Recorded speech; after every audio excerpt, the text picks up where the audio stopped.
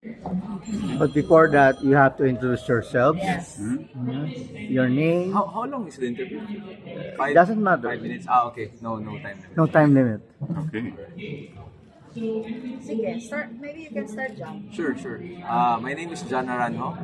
I'm born and raised in Davao City.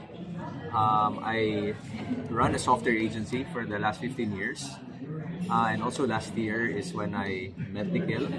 And he's now a partner to build a venture studio called Bayanihan Ventures. My name is Nikhil Ampao. I moved here from Germany 2 years ago. Mostly been working with building startup accelerators and incubators in alliance with universities in Europe and in the impact investing space in the verticals of education.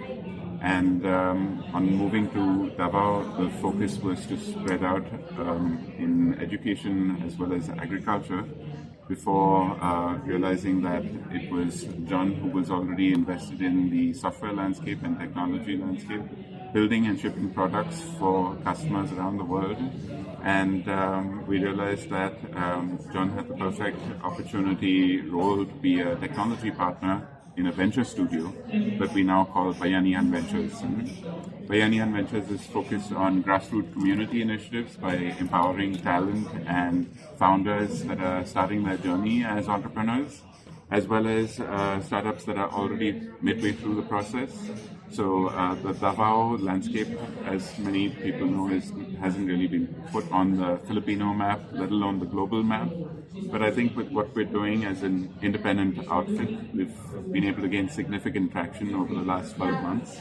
We've been able to find more than 400 engaged founders in the Bayanihan world and 47 startups that came out of Bayanihan programs like Ideate Davao, which was an alternative style startup competition that we held. And we have 9 startups in the Bayanihan Build, which is our rapid incubation program, and 1 startup in our portfolio.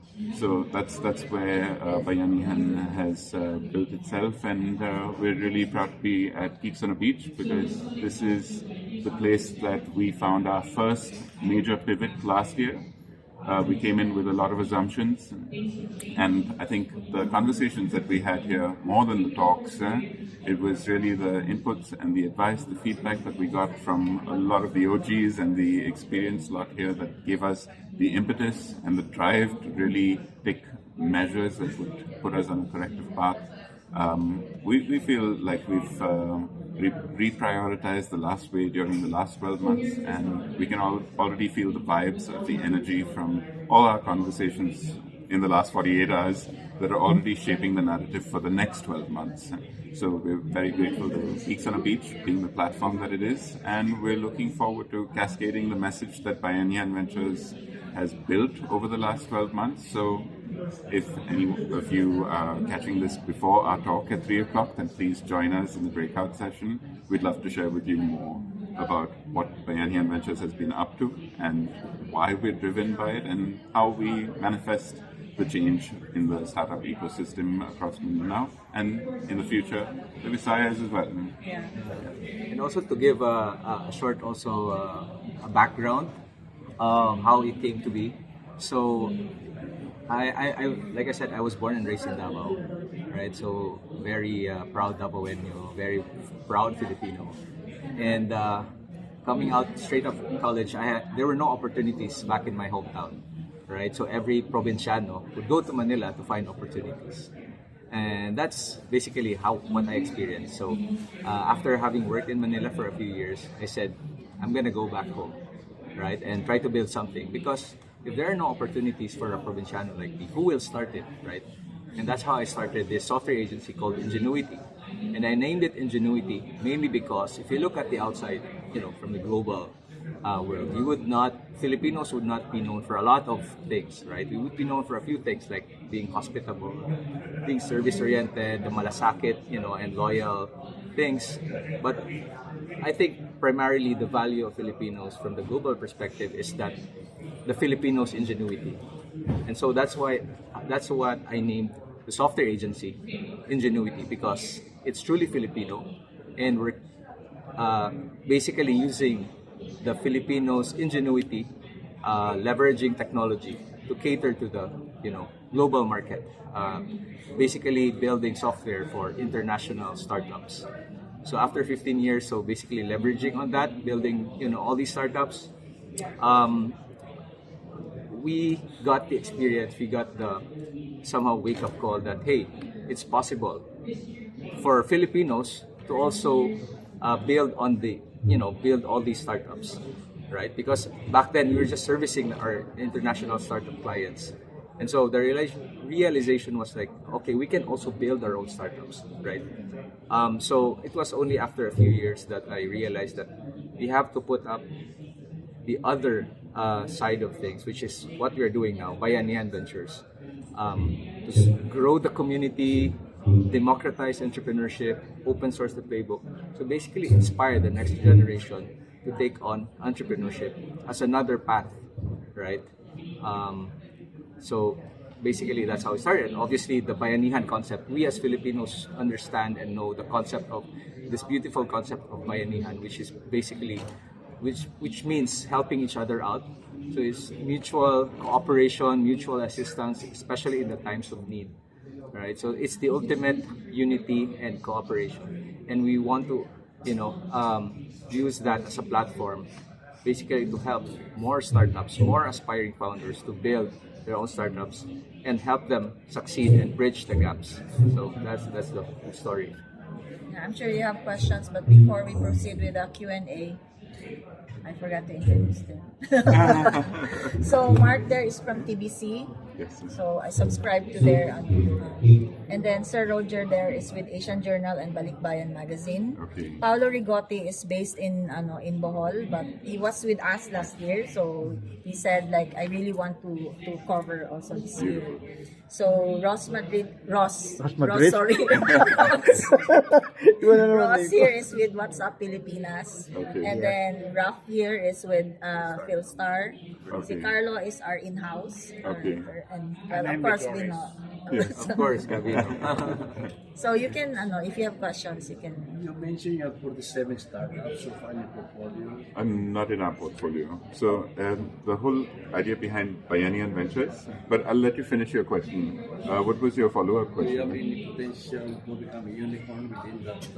So to answer that question is very simple because the focus for us is rewriting the narrative for zebra companies. Unicorns have long been the game and the goal, especially for VCs, because that's the quickest, the talks from yesterday by Andrew Yap talking about the 3x and the 18x. This is the goal for a lot of them. It's about how easily you can convert based on the potential of a startup being a unicorn. I think in the Philippines, we're primed for seeing startups and entrepreneurs succeed at a baseline level where they're contributing to the community, alleviating problems that are real world problems in the Philippines. So the focus sectors that we concentrate on are agriculture and education, along with non-regulatory healthcare.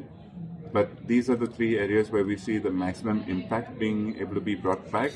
And for us, the question is not whether we see any of them as a unicorn from the onset, but to see them actually percolate through the community and make a change. So, and in order to be a sustainable growth trajectory, it has to sustain itself. So that to us is really important. So I'm based in the US, that's why our mindset is No, that's fine. I come from that mindset as well. Originally being from India, spent time in the US and then Germany for the last 9 years. So I appreciate that. Actually, becoming a unicorn for me is not really. Does not always have to be the goal. For as long as you're able to come up with the solutions in terms of local community, for me that's fine. Right. You're making an impact in the community. That's true. If you'd like to read a little bit more about that, there's a post that I'm taking live on Monday, and I'll be happy to tag you in on it. And it's going to elaborate more on the zebra companies of the Philippines. So you can watch out for that on Monday. Because LinkedIn. in the case of the Philippines, for instance, like I haven't seen, like since we started this startup thing in 2012 to now, there's really not many startups that have become unicorns unless they're supported by corporations. But from grassroots, so I think it's more challenging. So I think if they're able to create impacts in communities, for me, that's really good. True. That's true. You want to join them? Yeah. Please. You can introduce. He's part of the Bayanihan Ventures team. Yes. So introductions first, right? Yeah. So hi guys, my name's Liam Mendoza. I'm also from Davao City, as these guys are, and I'm just I'm a community builder back in Davao, and that's why I'm helping Bayanihan Ventures, because I really believe on the community aspect of Bayanihan Ventures, the founder circle, because it's a way to really empower these startup founders and to be startup founders to really take in and be inspired to go on the startup journey. Many people say how I see the startup ecosystem right now, people are going for those who already have ideas. But I think one thing that we can also do well and really support is the building the community between the investors, existing startup founders, and also any startup enablers to really showcase and empower those who have yet to take the leap towards their first startup journey. So yes, that's where I am. I right think now. basically it's creating the mindset for entrepreneurship. Yeah. Exactly. That's what is lacking really in the Philippines. That's true. One of our core tenets is before we help you raise money, we want you to have a healthy pipeline of paying customers. Regardless of whether you're B2B, B2C, what your business model is, subscription, SaaS, whether you have a marketplace or however you want to enter the market. I think it's really important to make sure you have your market validation cleared out, because there's no point trying to wait for that feedback after you raise investment. Yeah. So that's one of our critical de-risking steps, which is why we spend so much time getting the strategy out through this ideation and validation process. That's in our opinion, that's one of the best things you can gift a founder, the ability to do that, so that they don't have to invest time, energy over several months and years and then end up with a rude awakening. That's what I also have seen lacking in different parts, especially in the Vismin areas. Like there are no incubation facilities. Yeah. So it's always like when you're a startup in Vismin, like you have to go to Manila to get Right. mentorship or Exactly. to even get like an incubation support. No? So it's a good thing that in your case, it's not like a dependency anymore, like for somebody externally to do it for you. So that's really very inspiring from how I see it, since we were doing startup weekends in 2012 Yeah. and how I see the difference now. That's true. So we'll see you at the next Founder Circle on the 28th of November. So yeah, basically, like you mentioned, it's all about inspiring the next generation to think about entrepreneurship as another path, right? Because we truly believe, all entrepreneurs believe that